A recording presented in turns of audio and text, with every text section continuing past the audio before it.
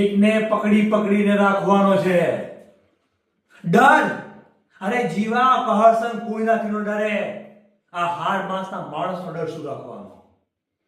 જે આપણી બેનું દીકરી ઉપર નજર નાખે ને એના માટે મારું આ ખંજર છે. શોભા માટે નથી રાખ્યું. આપણું શૌર્ય આપણી મૂડી છે. કોઈ ચીજ વારસામાં મળી હોય તેને ટકાવવી પડે, નહીં તો એના નૂર ઉડી જાય. હવે ઊભો છે શું? જા, ખબર મોકલાવ સુબેદારને, આ કહરસંગ એને મળવા આવે છે. કાલે સૂરજ આસમાને ચડે એના પહેલા કહરસંગ એના બધા તોડ ઉતારી નાખશે. સુબેદાર, તારે કરણીની કિંમત તારે ચૂકવવી પડશે. અરે આવડો બધા જીવા, માણસનું મન કરાતું જ નથી.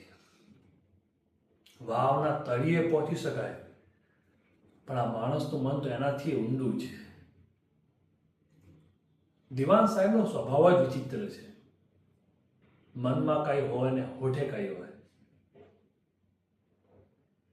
જીવા, આ 1000 હાથ વાળો બધાને વાણી આપે છે, પણ કેવા વેણ ઉચ્ચારવાને એ માણસે નક્કી કરવાનો હોય છે. સત્તા છે એમની પાસે. કસુંબાનો કેફ ઘોડેની ના નથી, પણ આ કેફનો કેર શું કામ વર્તાવે છે દિવાન સાહેબ, એ ખબર નથી પડતી.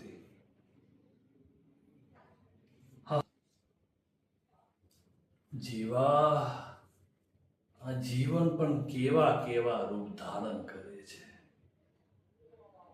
જે હાથમાં તલવાર હોય એમાં કરતાલ આપી દે. સામેવાળાને ધનગણતો હાથ હવે સામેવાળાના જીવને આશીષ આપતો થયો છે. પણ જીવા, આ મારી પુણ્ય નથી હો જીવા.